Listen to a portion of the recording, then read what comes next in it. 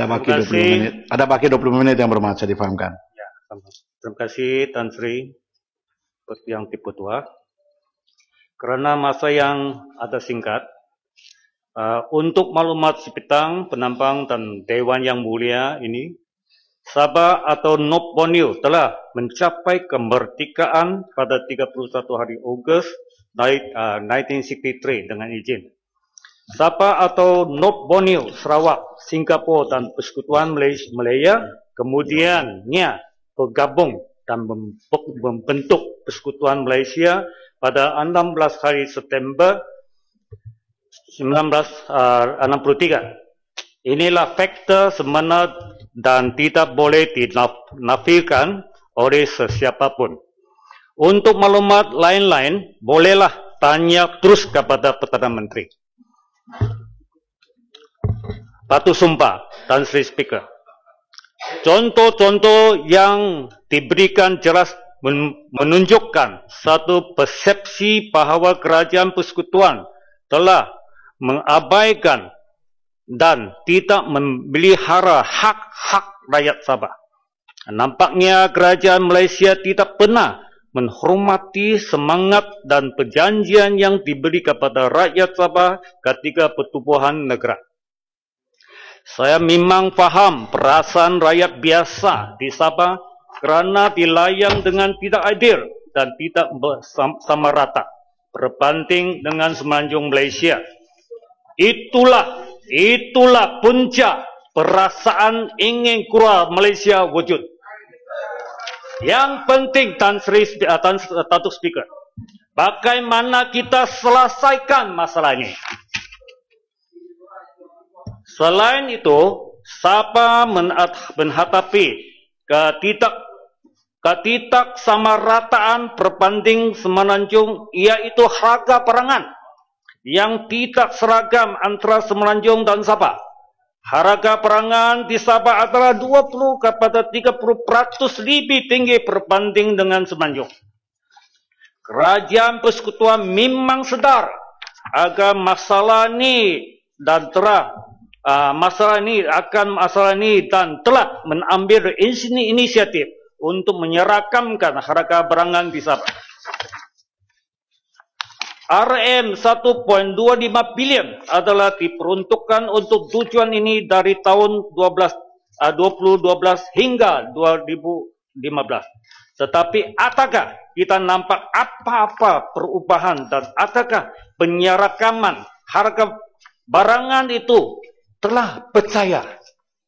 Jelas sekali. Tidak sekali. Di Sabah, surat kabar kita seperti testa dari semenanjung. Harganya adalah 2 kali ganda berbanding semenanjung. Kereta Proton Saga atau kancil lebih mahal 2 hingga 3 ribu dari semenanjung. Ini kita punya Proton Saga.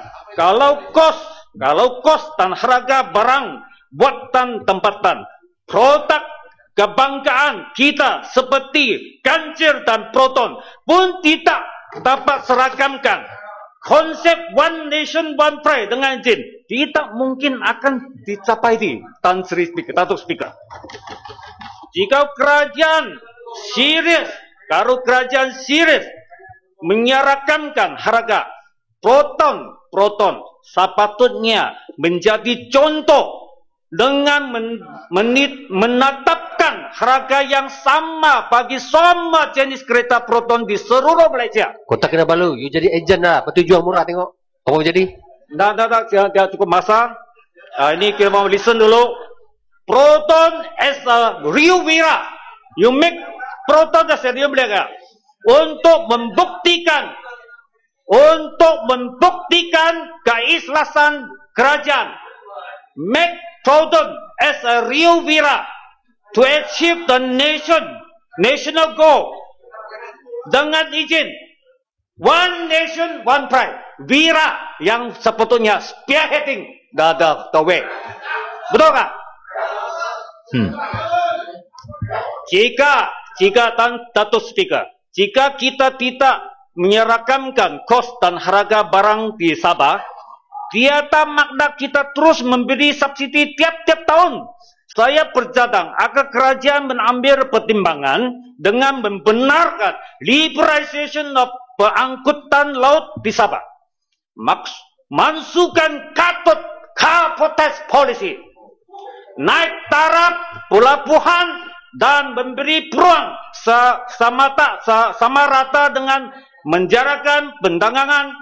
Masalah ini tidak mungkin diatasi dalam tempo yang pendek.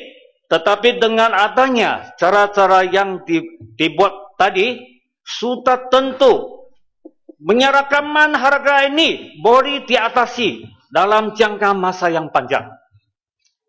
Infrastruktur diabaikan, Datuk Speaker. Saya merasa amat kesal dan kecewa kerana tidak ada satu pun projek mega infrastruktur di Kota Kinabalu atau Sabah atau Timur Malaysia dalam rancangan perasaan 7 mega projek infrastruktur oleh Perdana Menteri. Jumlah peruntukan untuk tujuan membangunkan infrastruktur iaitu 7 projek infrastruktur, 50 pas elektrik dan projek penggerang Integrated Petroleum Complex yang melebihi 100 bilion. Sekali lagi hanya tertumpu di Semenanjung. Saya tidak bertingkaikan pembangunan infrastruktur di Semenanjung. Malah saya memang bersetuju dengan projek pembangunan di Semenanjung. Tapi bagaimana dengan Sabah? Pakai apa macam dengan Sabah? Bandaraya Kota Kinabalu dengan penduduk melebihi 1 juta orang sedang menghadapi masalah urbanization yang serius. Tapi tidak diberi keutamaan. Ini amat mengkecewakan. Saya tidak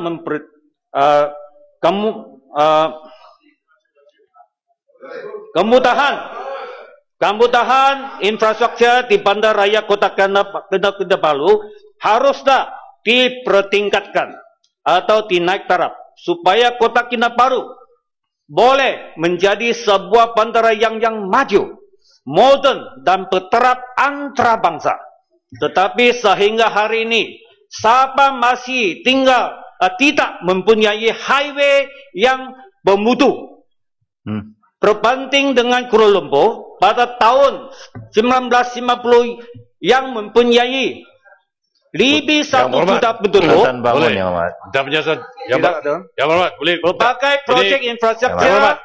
Ini Sabah. Dia tak berani, dia tak berani. Kalau perlu bagilah. Terima kasih, tidak cukup masa. Tak berani. Apalah kita perlu projek infrastruktur seperti LRT dan di wilayah telah dijalankan. Kenapa lu kasih lah? Takutlah. Bagilah. Tidak cukup masa. Takut. Berdatahan duduk yang hormat. Kota Kinabalu takut lah. Sila duduk. Jangan kacau. Nanti saya minum kopi baru kami ucapkan. Dia takut. Status speaker. Kita tolong deh. Dalam speaker. Sebab dalam yang terhormat ini parti yang berhormat dari Perdana Menteri juga mengumumkan menaik taraf pengangkutan awam di bandar. Tetapi saya tidak dapat melihat apa-apa peruntukan atau program pembangunan untuk Kota Kinabalu. Saya telah merayu berulang kali ini Menteri Bangun di Dewan ini supaya jangan kacau lah. Sini. Sini. Menteri mai dulu sini dulu baru cerah. Nanti Menteri mai dulu sini dulu baru cerah. Menteri nanti mau jawab bukan mau tanya. Menteri mau jawab bukan tanya. Saya mau tanya. Siapa tanya? Saya tiap kali jawab sama Menteri. Menteri nanti mau jawab sama saya. Jawab setuju dengan siapa tanya dulu. Satu speaker. Sila minta Menteri duduk dulu. Saya mau tanya tak boleh macam ni. Menteri pun berdiri, backbencher pun berdiri. Satu speaker. Yang Muhammad setuju dengan elang tak? Satu speaker. Nanti dulu baru saya cakap. Jangan susah. Setuju dah elang. Itu okey, saya akan timbangkan. Setuju dah elang. Boleh beri timbangan, boleh bina timbangan. Tapi Menteri ingat Sabah biar kos ada tinggi, jadi mesti Sabah MP lagi Sabah sama Sarawak mungkin ada spesial sikit untuk allowance. Cakap yang itu. Betul tak? Cakap yang itu. Kita 20 sampai 30%. Itu semua tu. Yang mahal. Jadi kalau Sararas dengan Semenanjung tidak patut. Minta Jadi lah. MP akan minta. mesti. Ya, Apa Bapak. lain? Betul tak? Siapa? Ya, Pak. Setuju tak? Setuju tak? Setuju tak? Saya pun Catatan. bagi saya keluar pulang. Kami mau Ya, Bapak. belanja kita. Catatan, tidak duduk bagi- catatan. Bagi pulang saya. Pakai tiket lagi. Membantu. Tiket pun mau beli Saya tepuk. oleh NT biar gaji untuk kita biar assistant. Jadi malu tak tidak? Jadi, Yang Muhammad minta elang lebih di Sabah. Ya, ambil perhatian lah. Sabah, Sarawak ambil ada special allowance untuk MP dari Ya, sana. kak. Okey? Itu saya minta. Berapa meminta? Berapa? Itu saya baru cakap. Nanti subkomite baru cakap. Sekarang cakap lah. Okey. Satu speaker dalam pelanjawan ini YAP Perdana Menteri juga mengumumkan menaik taraf pengangkutan awam di bandar. Tetapi saya tidak dapat melihat apa-apa peruntukan atau program pembangunan untuk Kota Kinabalu. Saya telah merayu berulang kali ini di Dewan ini supaya kerajaan mengambil perhatian kepada masalah pengangkutan di Kota Kinabalu. Kami mengalami kesisakan jalan yang semakin serius, kekurangan tempat parking di bandar, pengangkutan awam yang tidak mencukupi dan tidak efisien, jalan raya dan tidak mencukupi dan sebagainya. Datuk Speaker. Tambahan pula, Kerajaan Persekutuan telah berjanji untuk membina 2 flyover atau persimpangan bertingkat di jalan lintas sebagai projek naik taraf seluruh Kota Kinabalu outer ring route sepanjang 50 km. Tetapi tidak apa-apa perkembangan sehingga hari ini. Saya haraplah janji dapat ditepati, bukan capati. Malahan banyak projek libur raya yang telah dijanji oleh Kerajaan Persekutuan seperti libur raya Tuaran Kudat dijanji oleh Perdana Menteri. Libur raya pesisiran Pantai Tawau Sempurna hilang tanpa berita. Di samping itu, masalah urbanisation telah menyebabkan infrastruktur di sekitar bandar Kota Kinabalu tidak mencukupi dan perlu dipertingkatkan dengan segera. Sistem pengajiran dan sarilan yang tidak dinaik taraf juga menyebabkan masalah banjir kilat setiap kali jika hujan lebat turun. Ini jelas dengan masalah banjir yang berlaku di Penampang baru-baru ini sehingga kerugian yang truk oleh rakyat. Masalah ini berlaku kerana proses urbanisation yang pantas di Bandaraya Kota Kinabalu dan sekitarnya. Jikalau Kerajaan Persekutuan terus mengabaikan isu ini dan tidak memperuntukkan program pembangunan infrastruktur, masalah di Kota Kinabalu akan menjadi semakin serius. Datuk Speaker. Cadangan untuk Kota Kinabalu. Sebagai ahli Parlimen Kota Kinabalu, saya selalu perhatian kepada masalah-masalah Kota Kinabalu. Saya ingin mengambil kesempatan di sini memberi sedikit pandangan dan cadangan supaya kerajaan akan mengatasi masalah yang saya sebut tadi. Saya berpendapat bahawa masa sudah sampai kerajaan membuat kajian terperinci dan timbangan untuk mentransformasikan pembangunan infrastruktur di Bandaraya Kota Kinabalu. Pertama sekali, menurut plan pembangunan koridor Sabah, pihak kerajaan akan menjalankan feasibility study untuk membina LRT atau monorail pada tahun 2015.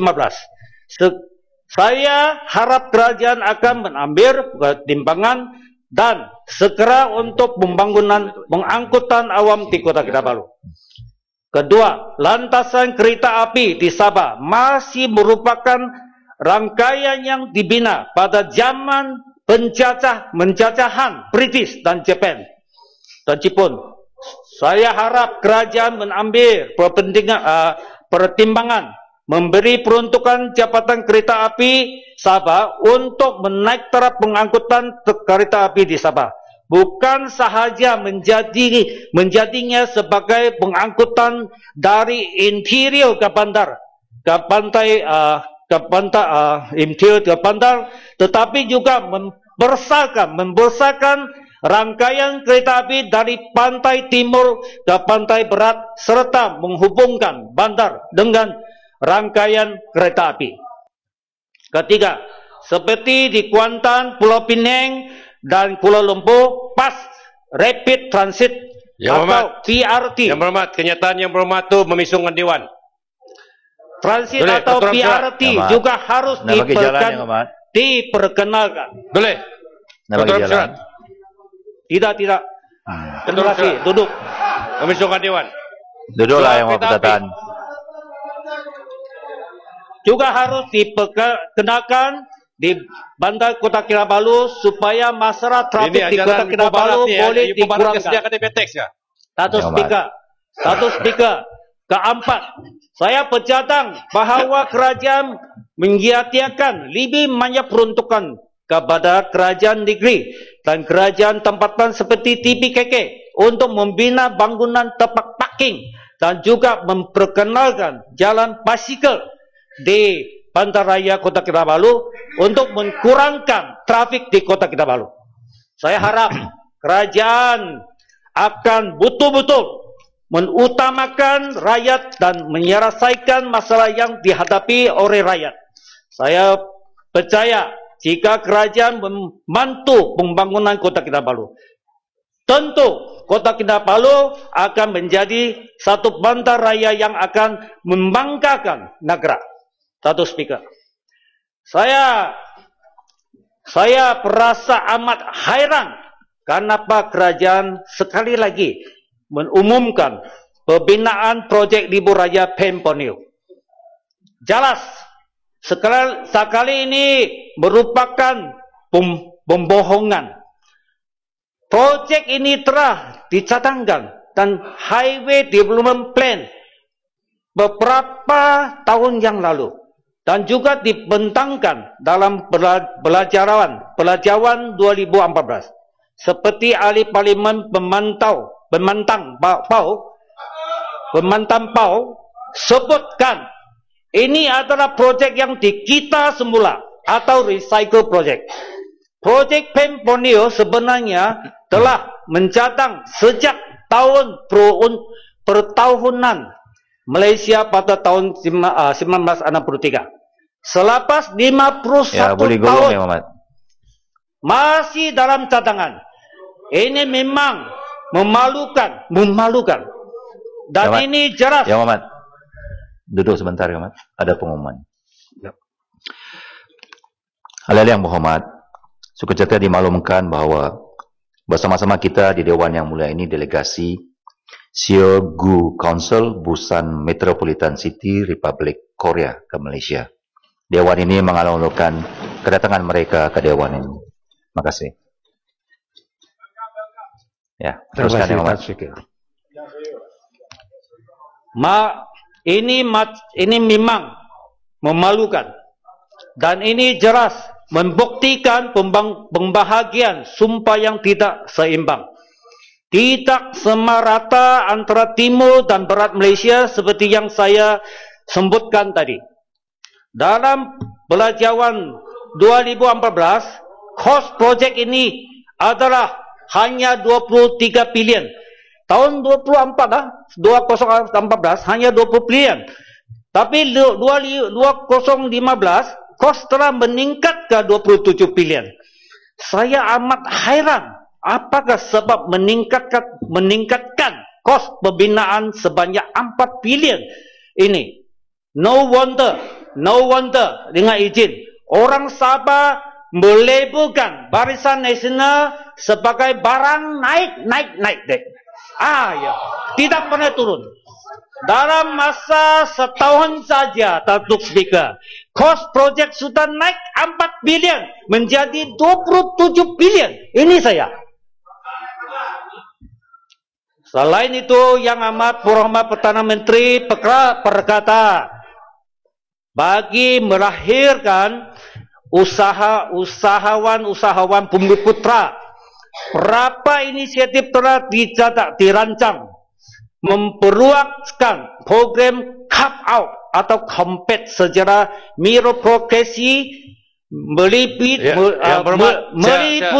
projek kerajaan dan keswatan, termasuk projek MRT, jajaran kedua dan libur raja PEM Borneo. Datuk Speaker, jangan kacau suruh dia. Ya, usahawan dulu. Bumiputra saya minat Ini nih, bikin kacau. Saya Bumiputra, saya sokong. Usahawan Bumiputra. Datuk Speaker, boleh. Datuk Speaker, Masa habis, Yang Hormat. the keywordnya ialah perswastaan ataukah kerajaan sekali lagi memperkenalkan projek libur raya PEM Borneo dengan harga kos yang lebih tinggal, ataukah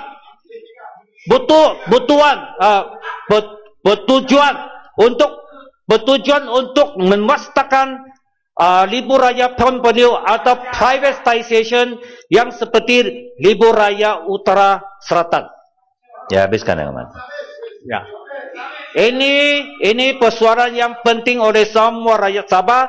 Ataukah libur raya ini akan diswastakan dengan dikenakan tol seperti libur raya di Semenanjung Malaysia? Ini saya mau tanya.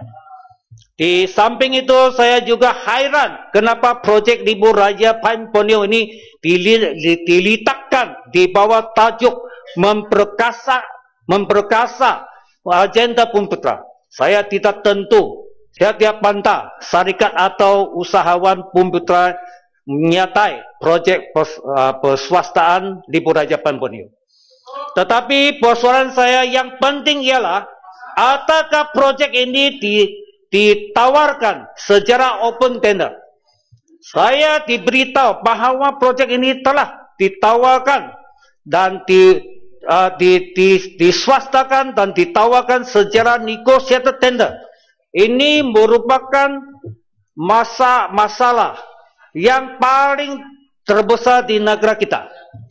Rundingan langsung ini akan menimbulkan proses rundingan yang tidak transparan dan membolehkan corruption berlaku sewenang-wenangnya. Adakah ini betul, Datuk Speaker? Ya, habiskan Yang Amat. Betul ya, habis dah. Kerajaan tidak, Datuk Speaker, kerajaan tidak boleh menggunakan alasan memperkasa agenda Bumiputra untuk menawarkan projek yang begitu besar kepada syarikat yang tertentu tanpa rundingan. Kota Kinabalu, minta laluan. Masa dah habis Yang Amat. Dah habis sudah, mau Masa habis, akhir ya. dah. Kota Kinabalu habiskan Yang Amat. Dah masuk 7 minit extra time Yang Amat. Okey, habis sudah. Ada sikit yang penting, kasih masa sikit kerana kacau. Ya, minta peluang. Dah berhentilah, sakit telinga sudah. Penting Sabah, penting. Lebih masa Sabah. Okey. Menteri kacau tadi. Ya. Tanpa rundingan dan transparan dan ideal. Jika nak membantu Bumiputra, kalau mau membantu Bumiputra, saya memang bersetuju melalui open tender yang adil. Projek ini ditawarkan kepada penyataan syarikat Bumiputra dengan adil dan bersih. Jika tanpa open tender, tentu kos pembinaan itu akan meningkat. Dan sebenarnya agenda itu hanya memperkayakan golongan Bumiputra yang tertentu, bukan memanfaatkan seluruh masyarakat Bumiputra. Kita dapat tahu. Habiskan Yang Amat. Saya minta dihabiskan ya. Masa Yang Amat dah sikit lagi, sikit akhir. Habiskan Yang Amat. Sokong Sabah, bagi masa tambahan. Ada sikit ini habis, ini Hidup boleh Sabah. habis dah. Seperti ahli parlimen pematang Pau telah berkata, jika kerajaan nak menambah pendapatan, maka kerajaan harus menghapuskan proses tender yang tidak bersih ini dan menghapuskan korupsi serta aliran wang keluar negara. Selain itu, daripada keseluruhan 27 bilion itu, berapakah peruntukan sumbangan dari kerajaan persekutuan untuk membinakan proyek ini? Berapakah kos pembinaan itu akan ditanggung oleh syarikat swasta? Apakah syarikat akan ditawar proyek ini?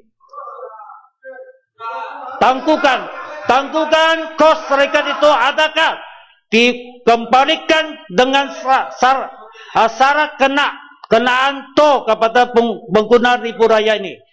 Adakah syarikat ini diberi keutamaan tawaran kepada syarikat Bumi Putra di Sabah? Ya. Yang Ahmad dulu, Yang Ahmad dulu. Satu Speaker, saya harap suara-suara tersebut akan diberi penjelasan seperti yang diberitahu tadi. Sudahlah orang Sabah hidup dalam kemiskinan, harga barang sudahlah mahal dari semenjung, tidak lama lagi dikenakan tol pula, tentu harga barang akan meningkat dan rakyat Sabah akan terus menderitakan. Ahmad. Okey, dengan ini Satu Speaker yang saya disayangi, sayang pun dah ada masa lebih dah. Dengan itu saya harap sama kedatangan dan persuaran saya akan diberi penjelasan dan perhatian oleh kerajaan. Sekian, terima kasih. Terima kasih.